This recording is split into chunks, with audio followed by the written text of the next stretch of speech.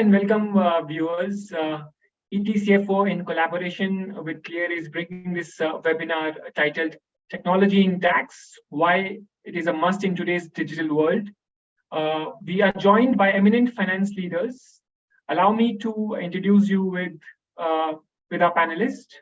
To begin with, we have Mr. Neeraj Jain, Head Business Finance India Region Lupin. Hi, Neeraj. Hi, good afternoon, everyone. This is Neeraj. Actually, I'm working with Lupin and heading India Finance. Great. Next, we have Mr. Umesh Kamdar. He's Head Taxation and Accounts, Aditya Birla Fashion and Retail Limited. Hi, Umesh. Hi everyone. Yeah, I'm heading the tax function and the accounts function in Aditya Birla Group fashion business. Great. Next, we have Ankit Singhvi, Director Solution Sales at Clear. Hi, Ankit. Hello, a very warm welcome and good afternoon to everyone. I'm CA Ankit and I lead the pre-sales function. Looking forward to interact with you all today. Great. So let's start this webinar with Neeraj you first. I want to ask you your views on the existing tax compliance framework in India, and if you could also share why technology in tax is important for you as a finance leader. Yeah. So if we see, there has been significant changes in last 7-8 years in tax management within India, right? If we go back to pre-GST regime, there used to be summary returns, right? You used to submit data on a aggregate level. What is your total sales during a particular period? What were your purchases? What is your output liability? What is your input credit? And therefore you used to discharge your liabilities at that point of time. And now government is moving towards transactional level data, or I would say rather it's more of a now real-time data, right? You see e-invoicing in a step towards real-time data capturing. So this is happening across the world, not only India, other countries are also leading this kind of a change transformation. If we see this government is very vocal about bringing in transparency, bringing in simplification in tax regime. If you see changes in, they have made a lot of legislative as well as technological changes in last 4 or 5 years. GST was the first time when they start capturing data at the transaction level, right? They changed the complete income tax portal itself to do with more data analytics, to bring in tax filing simplification and all those things, right?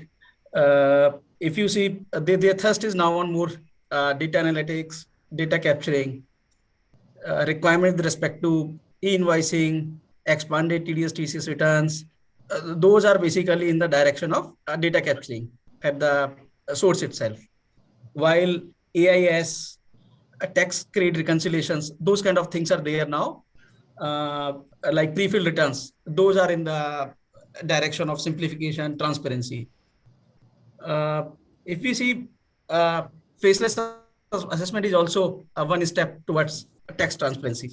So with these changes, a lot of tax transformation is required within teams. You need to see how you manage your talent, how you record your transactions to ensure that you are compliant in all the way, every time.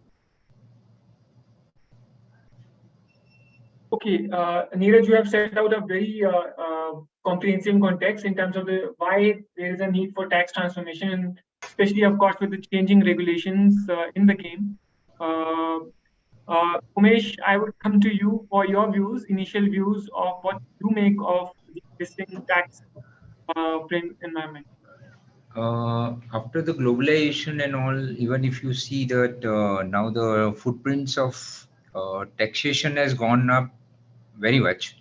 If you see the e-commerce which has come up, now nobody knows where I am resident, which place I am resident and where I am supposed to pay the tax. So the complications has increased such a lot. And for this, this is also a part of tax transformation, as Mr. Neeraj said. And a lot of robust data analytics is required to at least identify where I am the person where I am supposed to pay the tax. So likewise, even the BEPS coming in and Pillar 2, which is requiring a robust transformation of your systems to match with the department system. There are a lot of tools available, definitely, which are going up and giving information. But as like in 2017, when GST came in, it was totally new for everyone. The system was not so robust. But now today, if you see GST, the system has become from, if we say that was around 100%, 0%, now it is 95%. And thanks to our TCS and Infosys maybe, but also the tool makers who are helping us out.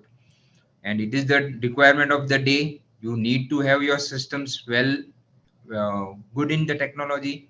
First thing, you have to invest more onto the technology for bringing yourself in line with the department. Department sees you as a partner, key partner now, and they are also expecting a lot of things from you.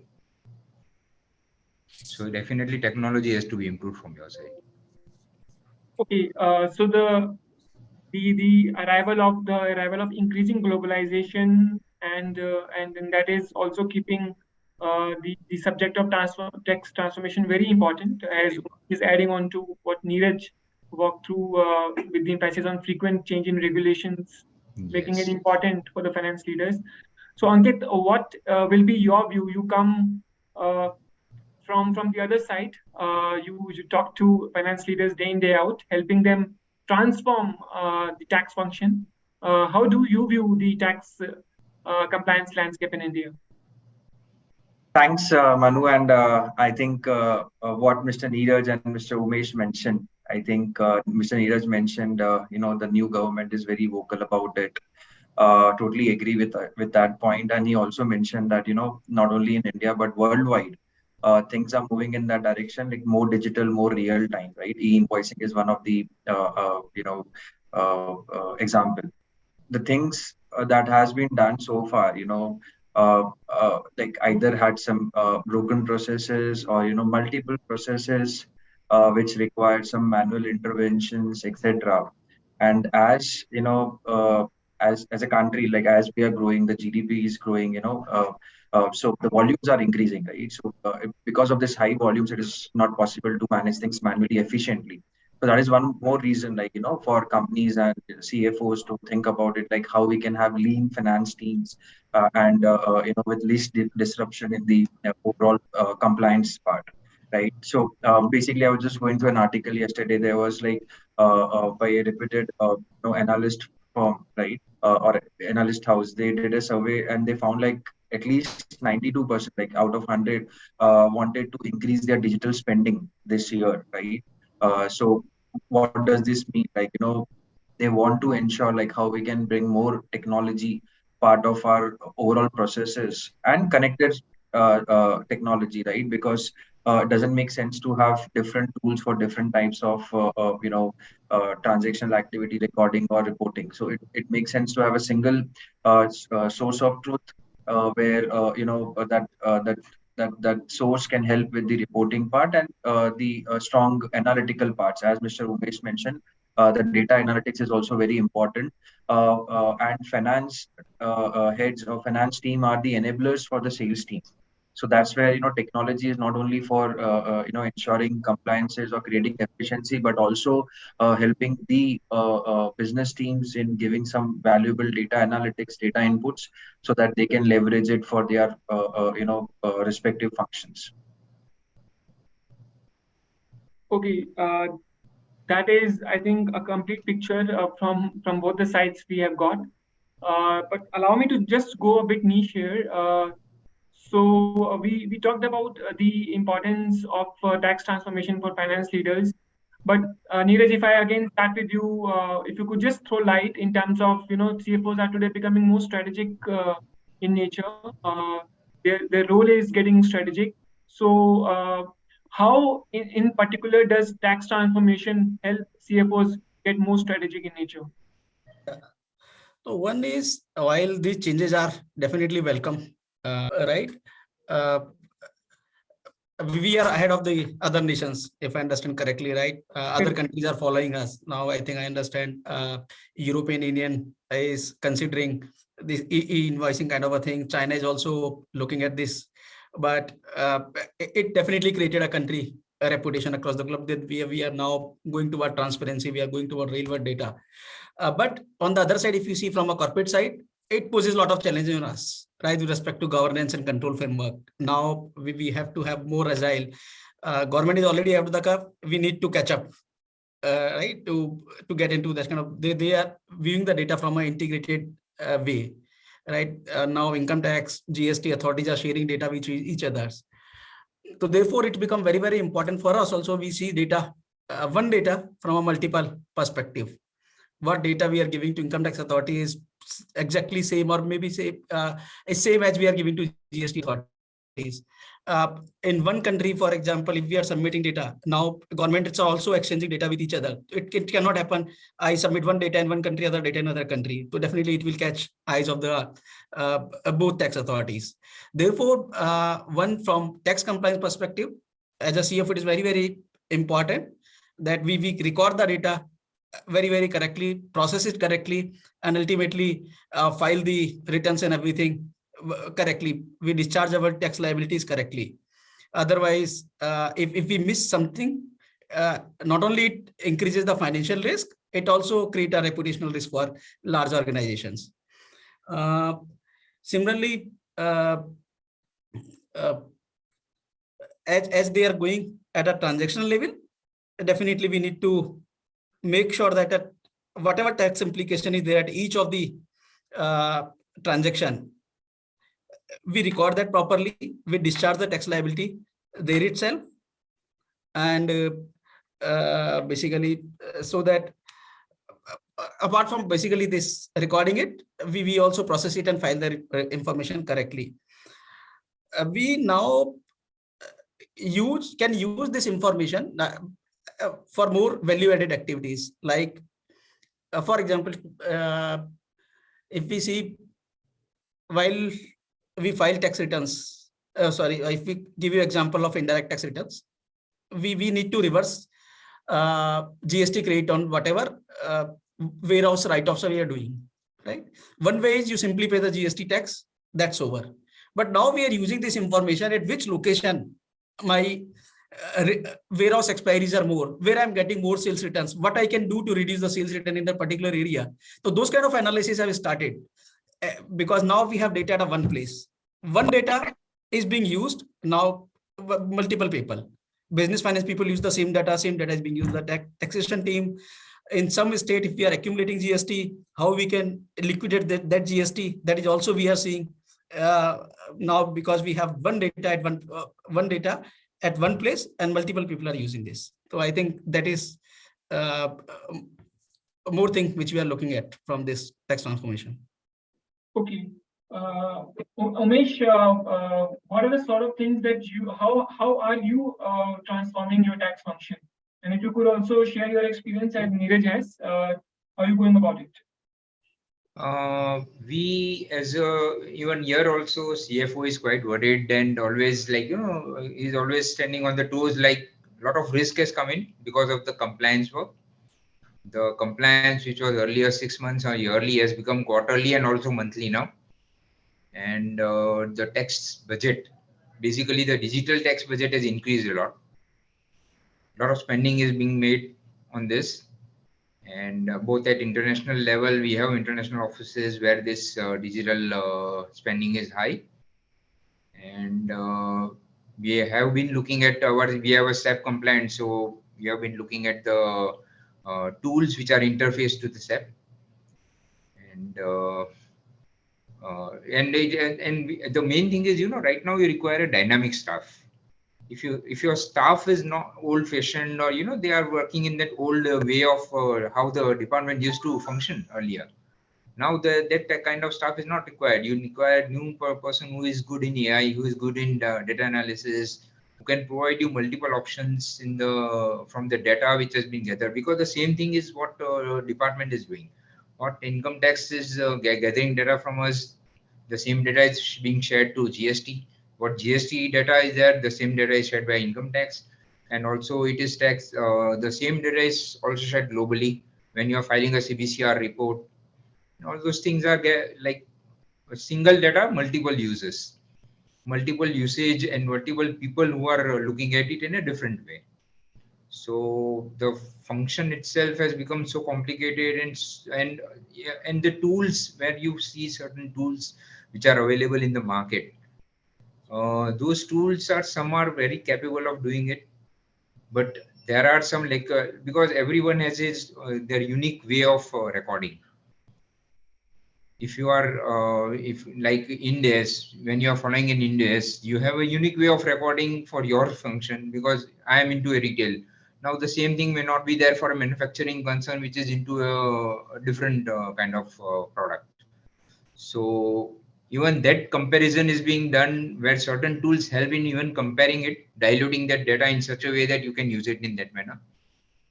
So definitely I say that the role of a CFO has increased.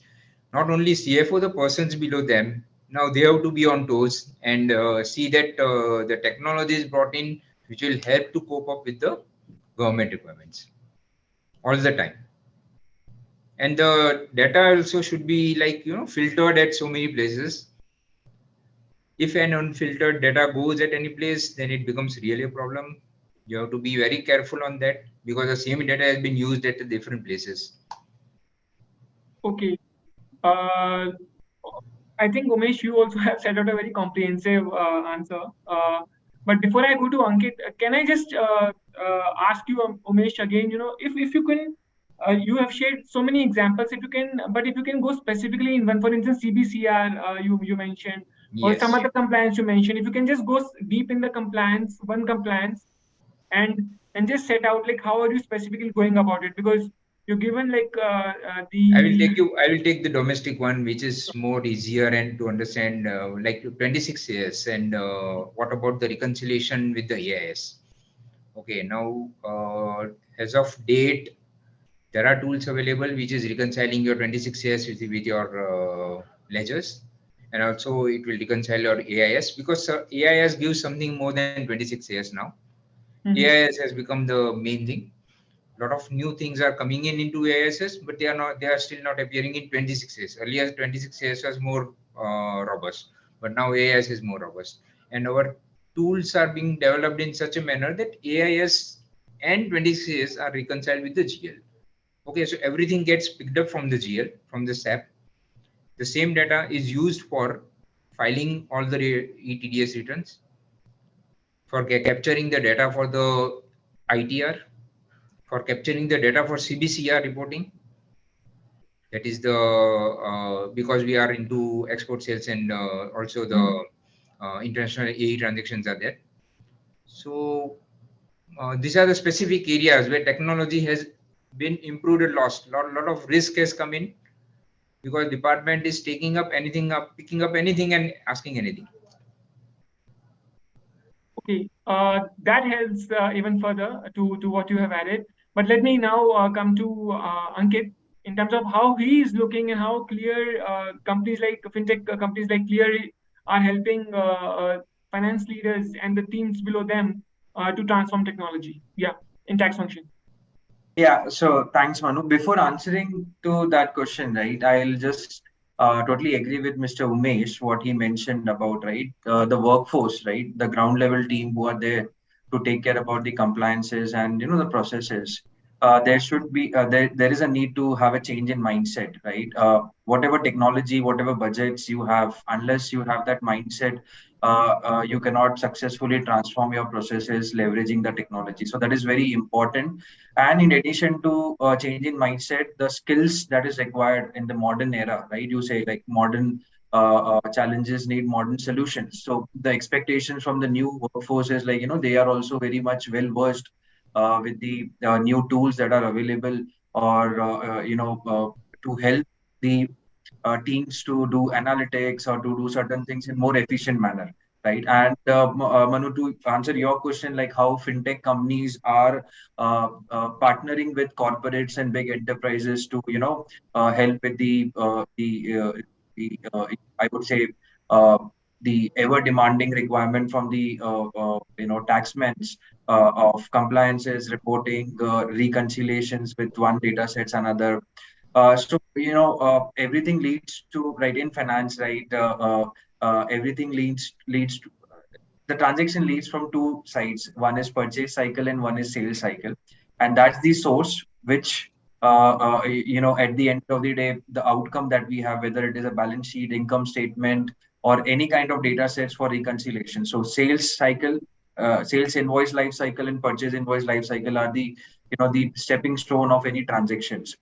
As I mentioned, right, when we talk about technology, there are automated tools available in every organization, but everything is working in silos, right?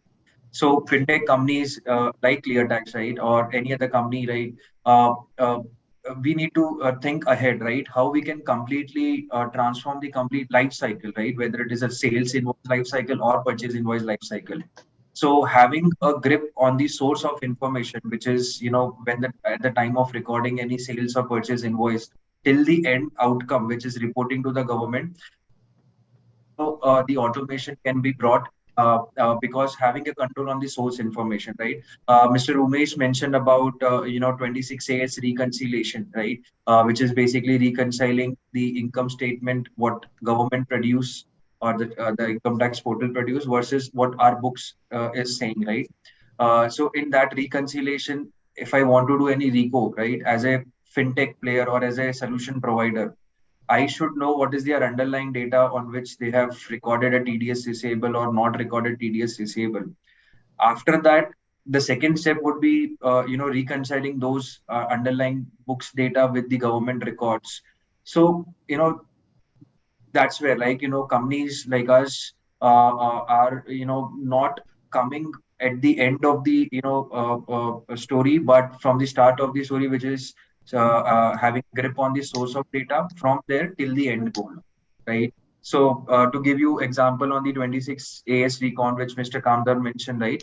Uh, so over there, like if we have access to their ERPs where each and every recorded.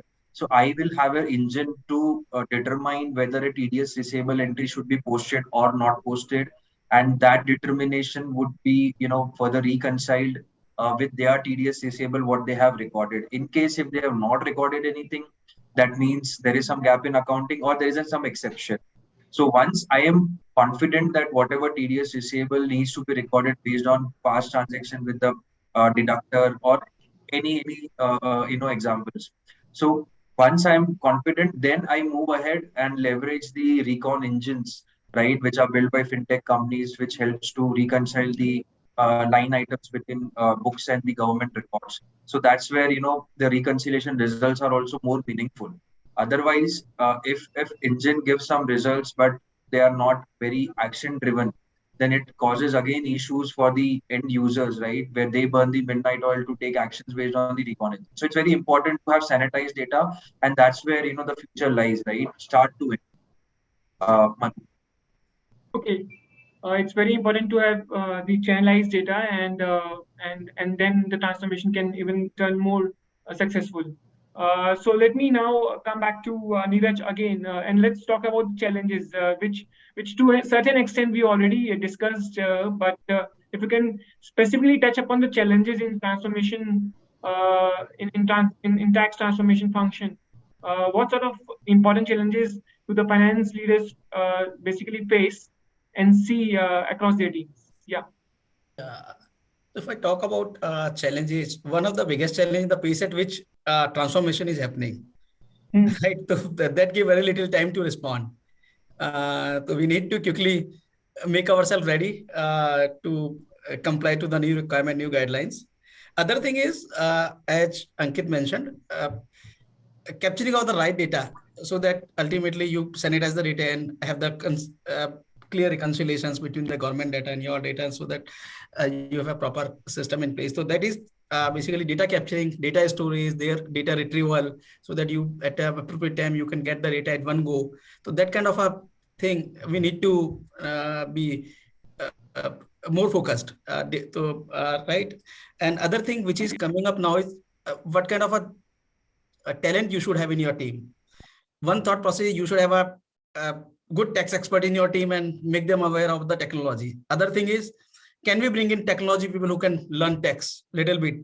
So which can be a more efficient person. So maybe right kind of a people in team is also very, very important nowadays. So you need to have a hybrid people, some technology guys in your team, some tax experts in your team, so that you can have a balanced view on everything. Other thing is, with the attrition you have right now in industry, the knowledge transfer is also becoming very, very challenging. So one who designed the system for capturing data is not there now. The other person knows why that was done that point of time, what was the rationale behind the same. So that kind of a knowledge transfer is also becoming very challenging. So these are some challenges I see right now in tax transformation. Okay, before I go to Umesh for his sharing of the challenges, can I ask you a quick follow-up question, Neeraj, in terms of how you deal with these set of challenges in case, like whenever you're stuck somewhere here? So one is identifying the right tool or right partner who can help us in implementing changes which are happening, right? So one is that. Other thing is sometimes you need to take some outside help also when you feel your internal team as of now is not ready to meet those kind of requirement challenges. We keep on taking help from experts like fintech company as well as tax consultants. So yeah, Umesh, please, I think you touched upon an important point in the conversation already, which is about the talent. It's important for not only the finance leaders or the top teams, but also that it flows in the appropriate spirit in the below teams as well. So if you can just share, like the whole list of challenges in transforming technology in tax function. Yeah. So basically, as Neeraj said, attrition is a problem. It is not only in one industry, in all the industry, attrition is a problem. And by the time that other person comes and understands the thing, or he gets the auto, what we call it as handover takeover, by that time he leaves. So you are like, sometimes compulsorily or forced to take the outsource guys, or you take the services of any fintech company or a chartered accountant firm where they will help out for that particular phase. And you need to finding both technology and talent of tax, that is basically the knowledge of tax and technology together, is very difficult. So you should have a mixture of it. Some technological person who are from the commerce background are preferred, and CAs are preferred who help them in the provisions of the laws and all. So that way we cope up. We try to make them both are to be kept happy all the time, and so that they stick to the company for long. And also the technology. Now see, so youngsters are more preferring to technology. If your technology is weak, but there is a talent in your system, yeah, but they are well versed with the technology, and if you don't get the technology at the right place, then it's again the third thing, which is third leg is lost, then the table will fall. It is like that.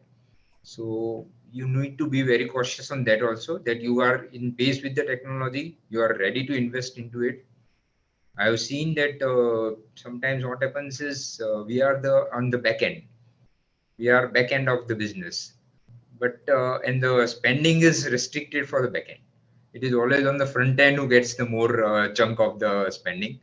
So you have to bridge that gap. Every time you try to bridge that gap and see that you are capable. Even I have seen a lot of things like certain text tools are though available, but they are not able to give end-to-end solutions. Certain things are manually which you have to do, and you have to carry on doing this.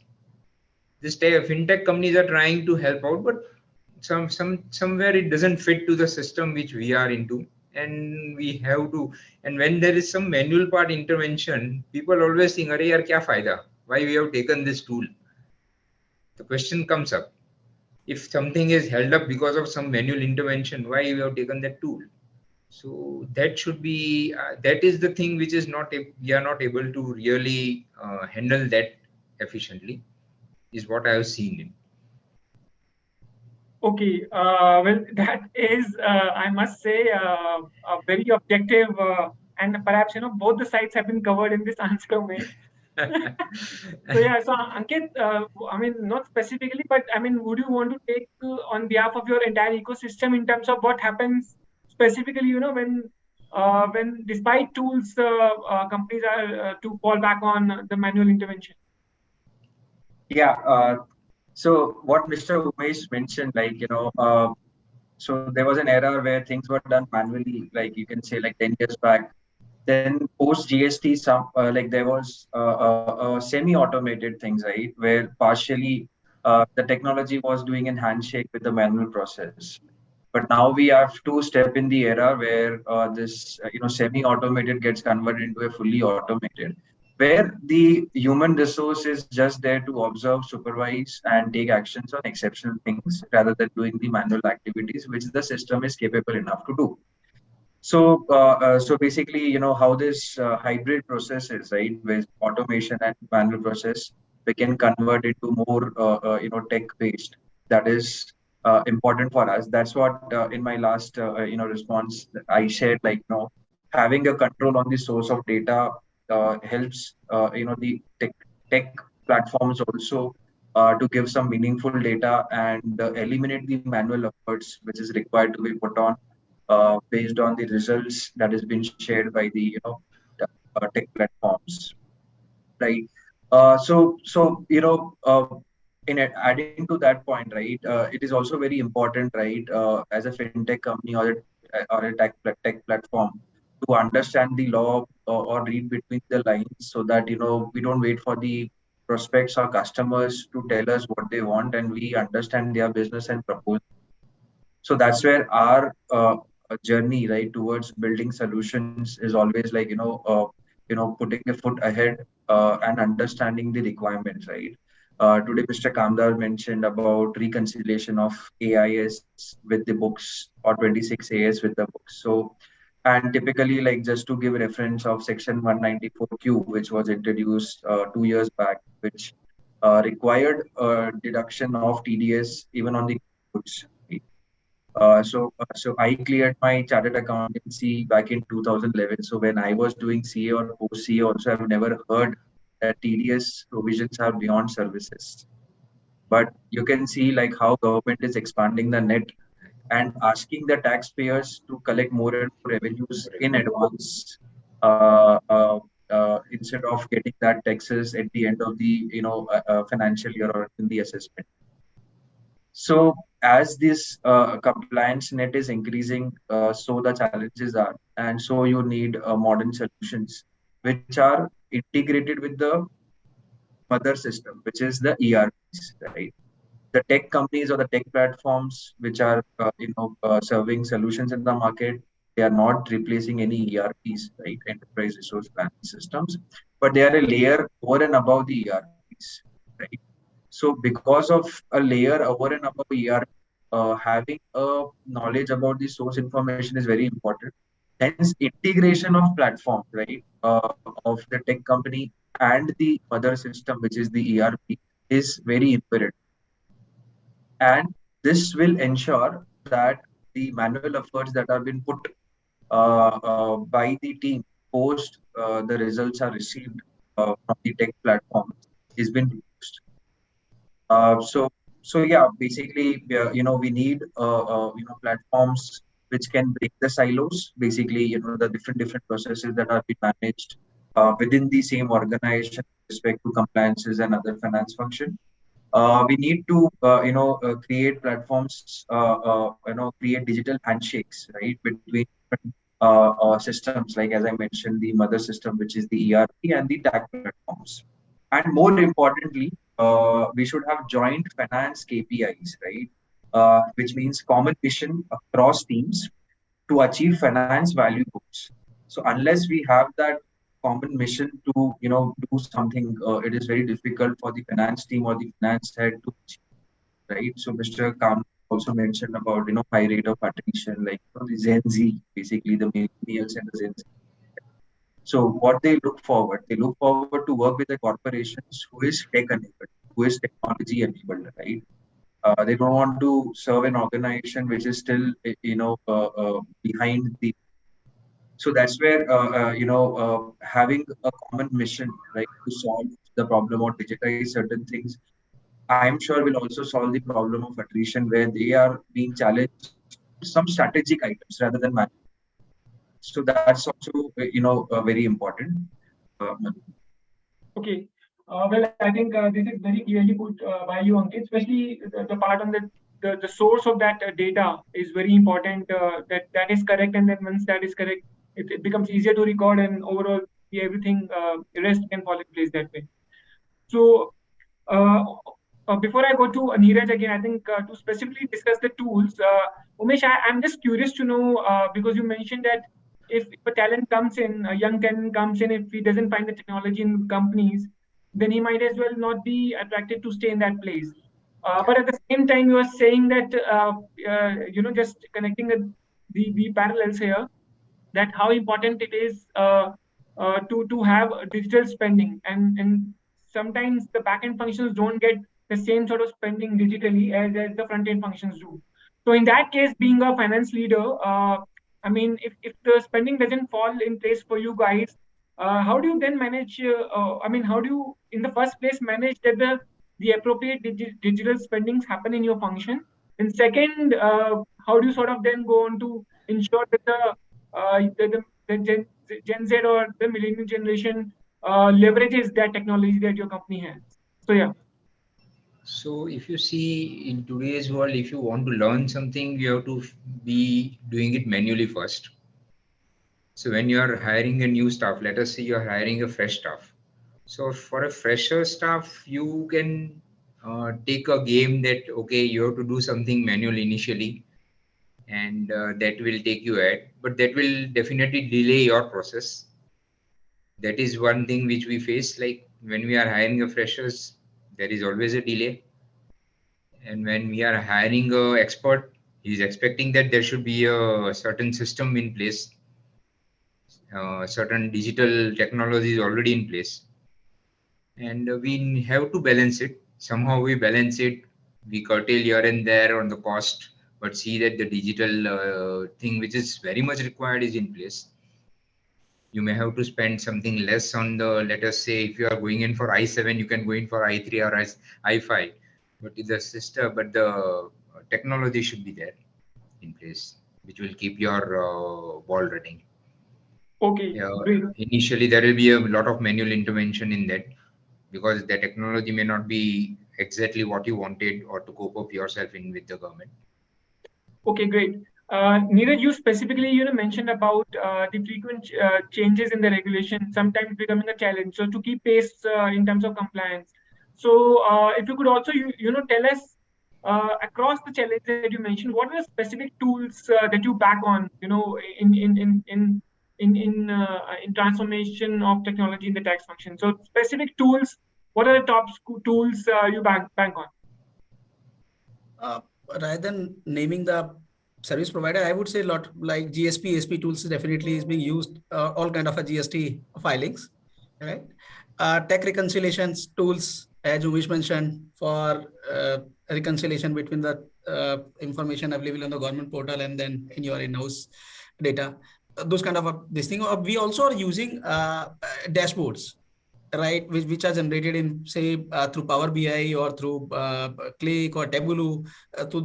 Those kind of dashboards are also, we are using it for further analyzing the data, which is being used not only by tax team, but the business finance team also.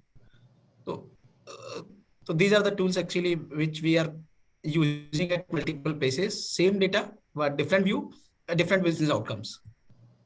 Okay, Umesh, just a quick word like on the tools, and then I'll certainly go to Ankit for his repertoire of tools. Yeah. Pardon? Yeah, tools, specific tools, just like Neeraj mentioned. Would you want to walk us through the sort of tools that you bank on for transformation of technology? Tools, I would say certain for income tax purpose, the tools which are being developed by this fintech company for reconciliation. A lot of reconcilers are available. A lot of return filing tools are available, which gathers the data from your SAP system and consoles the data in the manner which you want, and that can be used. And SAP is already there. There are certain tools available within SAP where you can generate the reports, your monthly reports for paying of TDS. They are already set. So we have got it set from the SAP team. So that way, we are the different types of tools which we are using right now. Okay. There are services for our international Form 3 CEB and creation of the TP study report. So that tools we get it from outside, from the chartered accountants who are providing the services. That way. Okay. Ankit, would you want to walk us through the sort of tools that you see finance leaders increasingly adopting to achieve tax transformation? With respect to tools, right? Like as I think Mr. Kanda mentioned, right? The tools are not completely solving their problem. So that's, I think, it needs to be tailor-made. They cannot be standard tools which can be deployed at each and every organization. So tailor-made tools of basically understanding the data flow, the complete architecture of the how the data flows, whether it is related to a sales invoice cycle or purchase invoice cycle, is very important. Right? But yeah, we should also. It is very also important to see, like, if you are seeing a tool or any tool that can support you to create efficiency or digitize the process, like how much disruption it is causing to your current processes, because no CEO or the business teams will appreciate any disruption in the business because of this transformation of technology or bringing in any tool. So these are the important factors, right? The tailor-made thing, no disruption to the existing process, where there is like no impact on the tools. So that's where while selecting a tool or basically which tool can help you, this are the also an important factor. Right? So to give you an example, just in continuation to e-invoicing, which Mr. Neeraj mentioned, which other countries are now following, which I think Saudi Arabia, GCC, and European Union, and even Southeast Asian countries are coming. So, in a business FMCG companies, so their complete distribution cycle is dependent on their distributors, and they work on a low value products, right? Which the volume is very high, the value is so they have certain tools which has been deployed at the distributor level, and whatever sales the distributors are doing, that has been done with that also called as the DMS, distributor management system. So basically, the anchor company, any FMCG, has a mandate to the distributor to do further billing to their retailers or semi-wholesalers to that. The reason is basically the stock that has been reduced because of the sales, they can auto replenish. So considering this fact, right, when this e-invoicing is launched and the threshold which is getting reduced, year on year, very soon, like from 1st August onwards, all businesses which are having a turnover of less than more than 5 crore now has to issue an e-invoice, which is basically reporting real time to the government and then sharing with the customers. So for all these distributors where there is a mandate to issue an invoice through this DMS provided by the anchor company, so it is important for the anchor company to ensure like how this their distributors can seamlessly generate the invoice. The FMCG company or the anchor company can't expect that they download it, upload it, and do that activity every time they generate an invoice. Hence, it is important for the anchor companies who have given the mandate to generate sales invoices from the DMS to generate IRMs also, and that's where the technology also plays a role in the supply chain, which is followed. So it's not only bringing technology with respect to own tax compliances, but we have to also see our ecosystem, whether they are compliant or not, and how we are enabling them. So there are functionalities, tools available which can help to making the vendors or distributors also come, right? Because of the small, I would say, initiatives which are normally taken by the, uh, uh, the uh, uh, the supply chain team or the chief digitization officers team in the company. So yeah, um, Okay, last question before we throw the discussion to the audience. So that is that, Neeraj, can you just quantify in respect of the advantages of integrating these finance and tax functions together with technology? Yeah, actually, as we said, now it is imperative.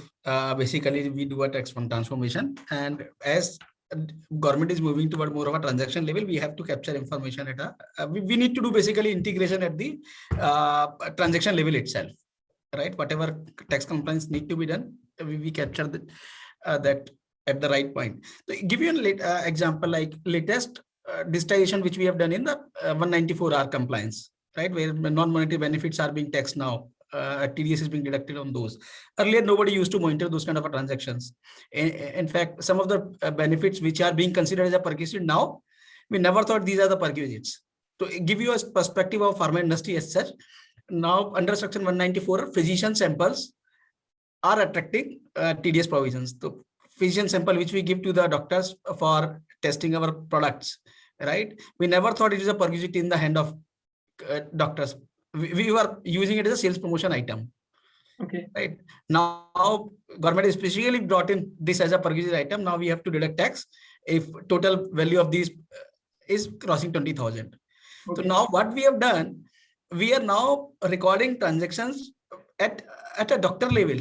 We meet more than 3 lakh doctors, right? Lupin as a company meet more like 3 lakh doctors, and we have more than 8,000 people who are working on the field, right? So we are now asking our field team to record data to which doctor you have given this sample, so that we can aggregate the information and see whether we are crossing 20,000 value of physician sample to a particular doctor. If it is crossing, get the PIN number of that doctor, deduct TDS and comply. If you don't do this, then tax authorities will come one day and say you do not have information. We will tax you on the entire value of physician sample, irrespective you have crossed the 20,000 or not. So that kind of a digitization nowadays are happening. Definitely, one is it brings new perspective. We never thought this need to be monitored. Now at least we can say we can avoid leakage. If we talk about financial control point of view, earlier there might be leakage in this, but now because they are recording each and everything, we can avoid those kind of a leakage. Similarly, brand reminders and those kind of things which were never being captured, never being, but in amount wise, it used to run in crores, but now being done. Well, that's a very good example that you have said, and I think this goes on to give the importance of technology, and like you curb leakages there. Umesh, what is? I mean, if you can also share some experience, like how do you quantify the advantages of integrating finance and tax functions for you? The synchronization of finance and tax function is right from the beginning. Earlier, it was more of a manual in nature, but now digital space coming in. Even the finance professionals which are being hired are seen that they are they have the tax knowledge, and synchronizing the finance function with the tax, as he said, 194R. Similarly, in our retail also, we have a lot of influencers who use our products for the advertisement, and those influencers they were like, if somebody is using that for dress for advertisement, then they take it. So now that control has come in. There is a lack of there is a proper robust control on whatever samples are going out.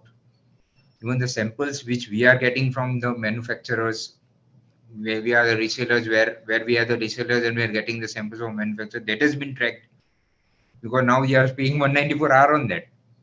So the same thing has happened. It has become very crucial now. But there are there are many areas under 194R itself where there is no clarity, especially in the retail sector. So definitely we are representing, and even we are representing to the finance function, and ensuring, now certain tax people knows all the thing, but finance people don't know. They do the transaction. or the front end team does it without knowing this. So there is what we have kept is a knowledge sharing session every month. Every month, if there is a lot of lot of issues which has come in that month, or at least once in quarter, 3 months, we have a knowledge sharing session. And in this knowledge sharing session, even the commercial teams are called, and commercial teams are made aware what are the changes in the act, what are the changes in the provisions where you need to see which are affecting directly to the business. Our job is was like more like a post-mortem, but now it is not no more a post-mortem. Whenever the activity is happening, at that time you have to think it whether this will be liable to tax and what will be the tax consequences of this. So that is the synchronization needed between finance function and tax function. Okay, so that is now there is no longer a post-mortem. You have to integrate it successfully. Yes. Ankit, please go ahead. I think you had certain point to raise, then we'll quickly take audience questions. Right. No more post-mortem, no more garbage in, garbage out, basically. Right. So basically, two examples I would like to add what Mr. Neeraj and Mr. Umesh mentioned, right? Why this integration between finance and tax team is very important, right? One, from the tax perspective of, already covered by Mr. Neeraj and Umesh is 194R, where, you have to deduct TDS for any any materials or any value passed to non-employees, and you have to determine the valuation. So valuation is one of the challenge, and then keeping a track of 20,000 other stuff is the challenge. So for this, tax team is responsible whether TDS has been deducted correctly or not. But who is responsible to share the data to tax team is the accounts team, which is coming part of finance team. So that's the reason like why this integration is strongly required and why the education should pass down from tax team to the accounts team, where this is ensured that these things are completely captured properly. Second example from the GST perspective, right? Like as in the discussion, we have told that income tax and GST data is getting reconciled, right? One of the clauses that was introduced last year, clause 44, which is nothing but you have to report your purchases with which you have done in the last financial year with the GST registered taxpayers and with non-GST, and out of that who are composite, who are not composite.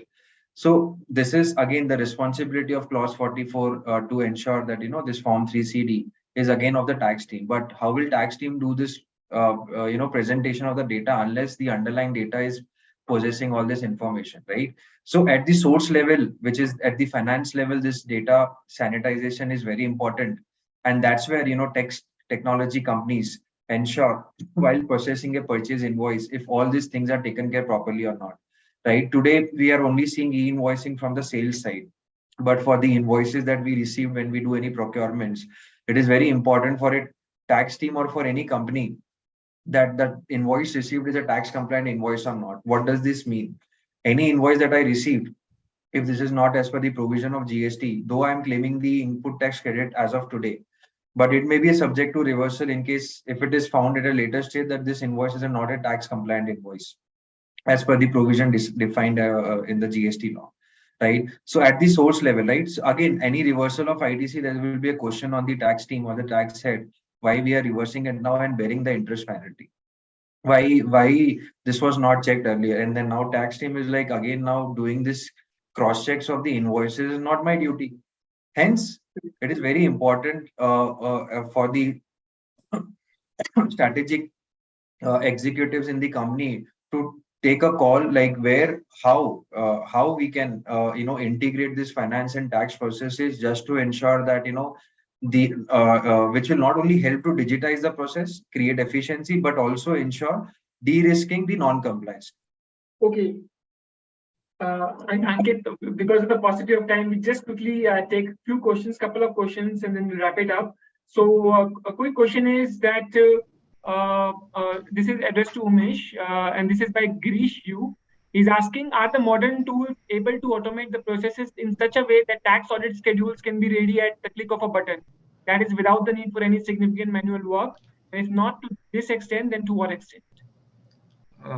Here I will say there is, when you prepare a tax audit report, there are a lot of clauses which has a subjective thinking. All the things may not come out from the tools which you use.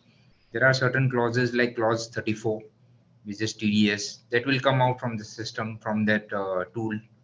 But then there is 269 SS, 269 ST, and all those things will come out. But certain things where allowance and disallowance is concerned, there definitely you require your subjective view, and it cannot come out from your system. It will throw out from your system that, see, this is the thing. But when you put it in tax audit report, you definitely have to see into it. You just cannot go it without that, without looking into it. So all tools may not be 100%, maybe up to 70, 80% it would help you. Certain manual things are there, calculation of IT depreciation, and all those things will take place on its own. Okay, one quick question we'll take for Neeraj. Sandeep Mukherjee has a question that has the current professional qualification example of CA or CS kept pace with the tax technology and finance changes? What would you advise? Right now, I would say maybe definitely, as Umesh also mentioned earlier, technology knowledge along with the subject knowledge is must, right? So definitely, while chartered accountant qualification give you a empowerment that you understand the tax, what are the business requirements are there, right? During articleship, you go through a lot of this kind of training, which put you at added advantage that you know the subject, but nowadays, apart from that, you also need to learn from outside technology. For example, how you can use AI ML in your given set of circumstances. How can you use say what natural language generated NLG in your like say any kind of a summary report you are preparing. So definitely those tools are not being taught as of now in CA curriculum, but definitely it's a desirable. But meanwhile, I think you need to learn those things from outside. If you do that, definitely you are far more efficient than a normal chartered accountant. I would. If Neeraj, if you see on the other side, like one is the training aspect, which you mentioned that including in the curriculum or doing this CP thing and including these topics more along with the other updates that is coming in the compliance would really help. But like if I talk about CA practicing firm, the mid-size CA firms, right? Implementing this tool, having knowledge is one part, but also implementing these solutions and tools is also very important, right? You should have some advanced, like where there are certain things, right? I happen to have experience of working in USA for a couple of years, and I have seen like as basic as confirmation, right? Today, our institute is going towards that and creating a common repository. Like 1 month back only this proposal came up, and it is up where all the confirmations can be routed through some through like banks confirmation, etc. But back in if I talk about West, they already were in this automated confirmations through third party tools, right? So using that kind of tools is also very important. And not confirmations but other tools also, like reconciliations, etc., right? If you talk about financial services, it is very important to reconcile the securities held at the end of the year versus what your broker statement is showing. Instead of doing it manually, you can use certain advanced tools to do that activity within fraction of minutes or seconds, right? But doing that investment is also very important, and those investments will only come if they are being paid enough and commensurate to the investment that they are. So this is like it's like a cycle. Like you invest by giving your auditors or your partners in your ecosystem, and you get the benefits out of it, where they can concentrate more on those audit programs or audit areas, which would not be possible unless they had some automated tools, right? So that's also very important for our industry to commensurately pay to our partners, where they can give some value added service. So thank you so much, Ankit, for your views on this subject. And I would also like to extend thanks to each of our panelists for taking out their time for this beautiful webinar, and also to our viewers who kept tuned to this conversation throughout this NR. So please stay tuned to ETCFO for more engaging and absorbing webinars. And again, thank you so much to our panelists. Thank you so much. Thank you, Manu. Thanks, Thank you. Sanjay. Thank you, Mr. Neeraj. Thanks, Mr. Thank Umesh. you. Namaste. Thank you. Thank you all. Thank Thank you so Thank you, much. everyone.